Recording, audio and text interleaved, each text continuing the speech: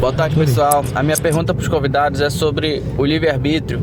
Eu gostaria de saber a opinião dos dois sobre o assunto e como ele age na sociedade, como ele age nas pessoas.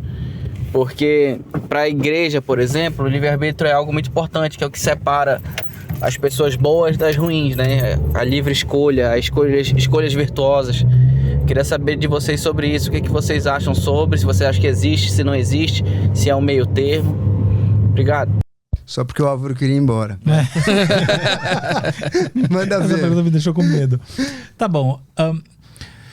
Se a gente pensar do ponto de vista por exemplo, do Sapolsky, tá? O grande pensador do comportamento à luz da biologia, livre-arbítrio não existe porque as intenções, essas inclinações para alterar um estado do mundo, para alterar um estado da mente, elas precedem a manifestação na consciência. Essa é a visão, simples assim. Estudos mostram que esses processos são estruturados no cérebro e quando eles chegam no nível da consciência já tem uma certa estruturação.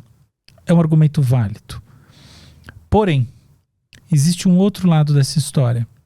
No final das contas, nós vivemos um mundo em que nós nos vemos e nós agimos a partir de percepções que nos surgem que claramente dizem pra gente: eu posso fazer A ou eu posso fazer B. Eu posso ser imediatista ou eu posso fazer o adiamento da gratificação, por assim dizer, né? Eu posso investir mais numa trilha e assim por diante. Eu posso fazer essa primeira leitura de livre-arbítrio e falar, do ponto de vista das neurociências, existem evidências que as manifestações conscientes têm uma certa pré-estruturação em alguns níveis e blá, blá, blá, blá, blá, blá. Mas eu não acho que é tão bom. Eu prefiro dizer assim, do ponto de vista da vida em sociedade e de uma visão mais holística da consciência, efetivamente existem caminhos, e se eles não existissem, você não ia ficar em casa pensando, eu faço isso, eu faço aquilo. Será que eu dou aquela roubadinha no jogo? Será que eu traio? Será que... Entendeu? Essas coisas que são a manifestação do que a gente entende por livre-arbítrio no mundo real, são muito importantes para quem nós somos. Então, e eu não acho que elas são questionáveis. Essas são realidades da nossa vida. Se elas são realidades que, por sua vez, também podem ser reduzidas a... Não importa. Mas elas são realidades da nossa vida. Então, eu diria assim, tal como lhe parece óbvio que existe livre-arbítrio, existe livre-arbítrio. E tal como lhe parece óbvio que as pessoas que vão seguindo determinados caminhos vão adquirindo posturas menos nobres e para si mesmos, e se olham e se falam, puta, eu sou uma merda de pessoa, enquanto tem outras pessoas que às vezes fazem coisas e falam, tá, eu sou uma merda, eu sou menos merda, pelo menos evito um pouco fazer mal para os outros. Existe um caminho que você pode seguir, que você pode falar, eu vou mitigar o dano que eu causo no mundo e para os outros. Então, nesse sentido, eu acho que é absolutamente válido que existe livre-arbítrio. Simples assim, sem sequer entrar na discussão se ele é redutível biologicamente ou não, porque eu acho que essa justamente é a arapuca. Toda vez que se entra nesse papo, se cai numa...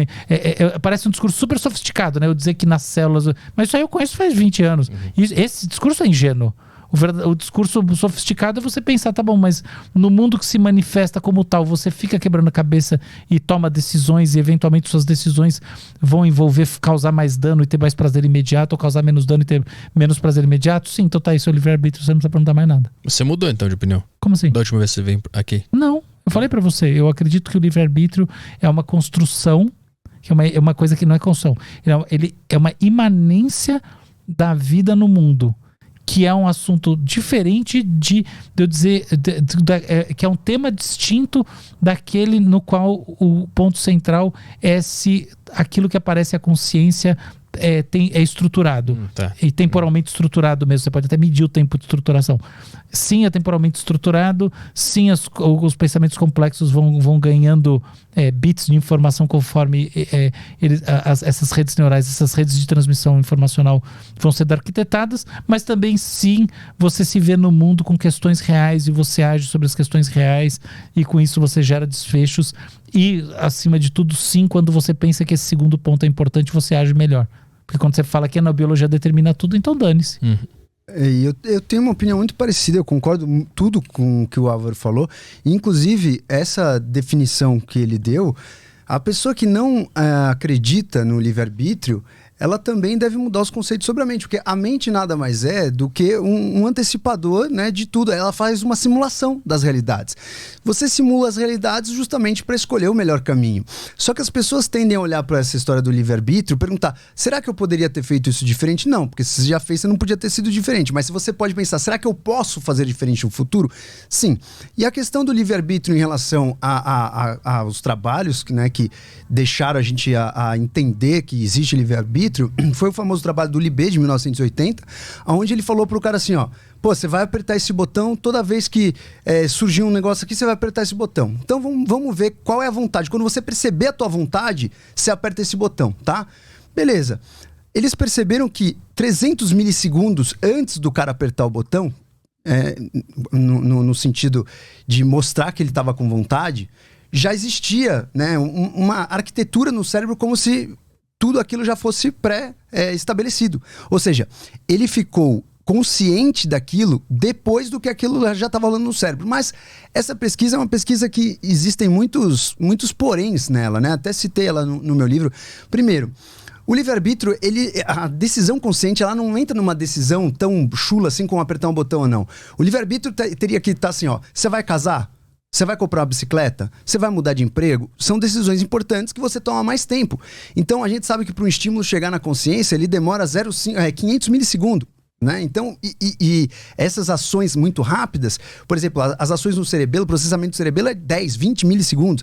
As ações inconscientes são 100, 200 milissegundos. Ou seja, a gente não conseguiu achar uma maneira clara, óbvia, de pesquisar isso.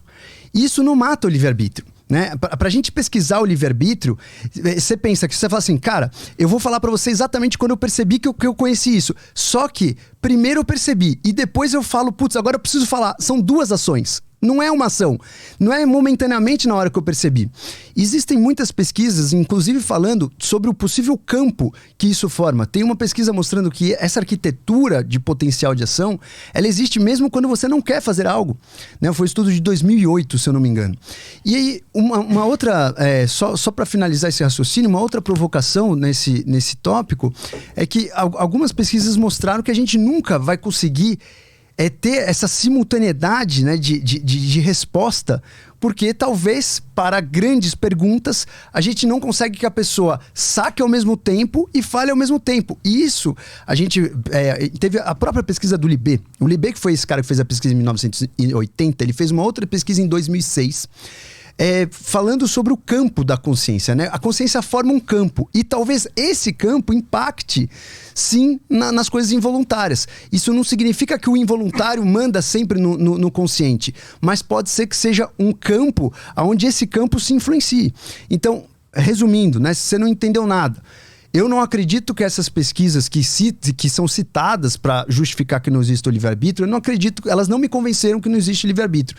E como o mestre Álvaro falou, acho que a maior evidência que a gente pode ter de livre-arbítrio é a própria experiência subjetiva de que ele existe. Né? Você sentir realmente que você pode mandar nas suas atitudes. Isso vai ser muito difícil a gente conseguir contestar, a não ser que realmente tenha uma prova muito cabal.